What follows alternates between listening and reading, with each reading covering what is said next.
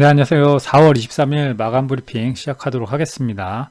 일단은 계속 일정을 말씀드리고 있죠. 예, 오늘 이제 밤에 내일 아침 이제 오전 6시 정도에 테슬라 이제 실적 발표가 있습니다. 그래서 그 부분을 반드시 좀 체크를 하셔야 된다. 이렇게 생각이 들고, 테슬라 같은 경우에는 실적이 뭐 좋게 나올 가능성은 거의 없기 때문에 실적이 어떻게 나오느냐 그것보다는 실적이 발표된 이후에 테슬라에서 저가 매수세가 얼마만큼 들어오는지 이거를 좀 체크해 보시면 될 것 같습니다.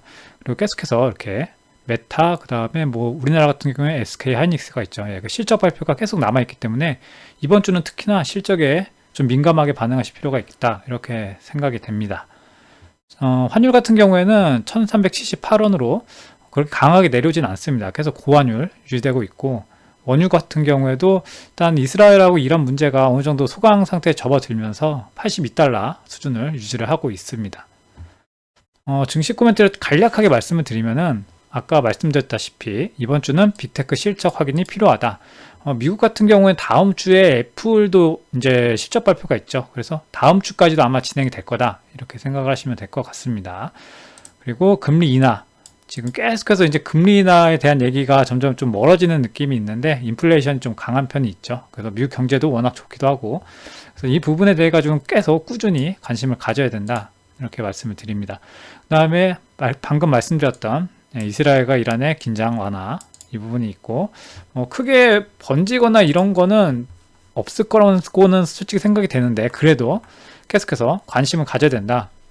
이렇게 생각하시고, 그렇다 보니까 이제 AI랑 반도체주 일단 실적이 발표가 된 이후에 이제 미국장의 주가의 흐름을 봐야겠죠.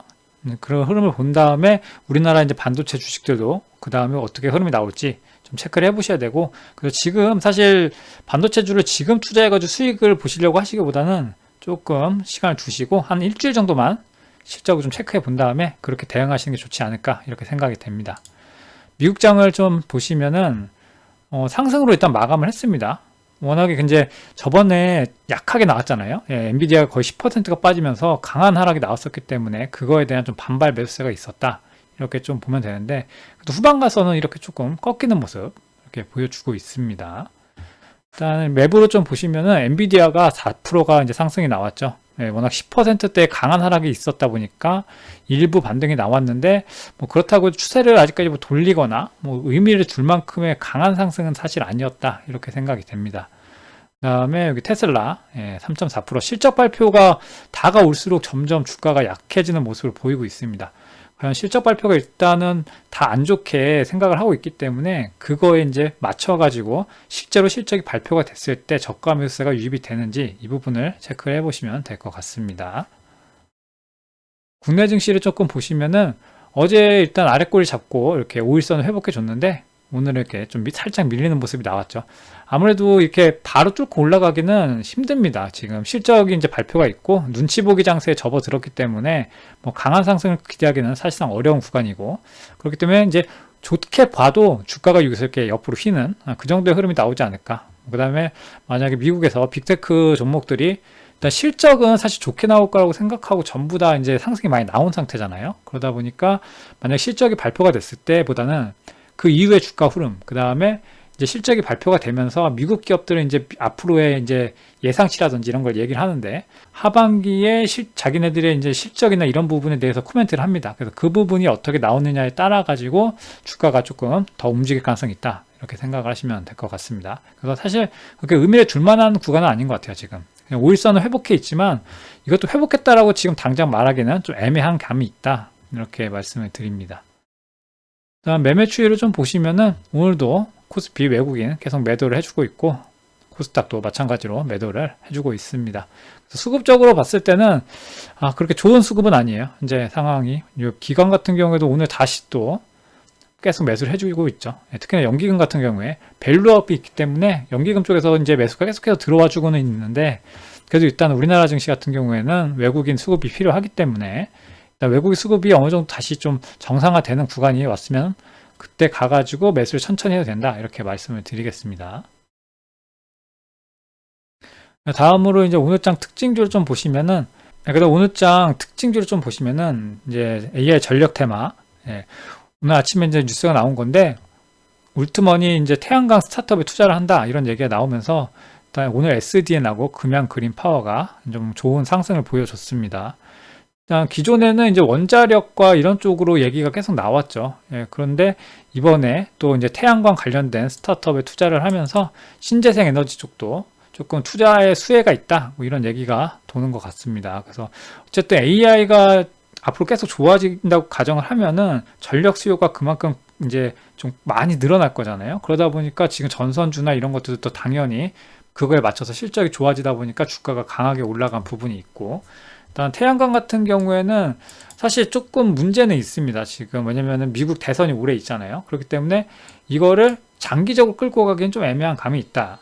예, 그렇기 때문에 일단은 좀 단기적으로 보거나 그냥 좀 관심 정도를 가지는 정도, 예, 그 정도로 생각을 하시면 되고, 최근에 이제 원자력 관련된 것도 어제 같은 경우도 체코 수주 관련된 내용이 있었는데 오늘도 한 군데 더 있습니다. 제가 지금 기억이 안 나는데 어쨌든 그런 원자력 관련된 뉴스도 계속해서 있고, 그 다음에 울트머니 SMR에 대해서도 얘기를 했었죠. 그렇기 때문에 원자력 쪽에도 꾸준한 관심을 가질 필요는 있다. 지금 차트상으로 봤을 때는 태양광 쪽보다는 아무래도 좀 원자력 쪽이 조금 더 좋지 않나 이렇게 생각이 되는데, 그래도 계속해서 지금 흐름을 체크를 해보셔야 된다, 이렇게 말씀을 드립니다.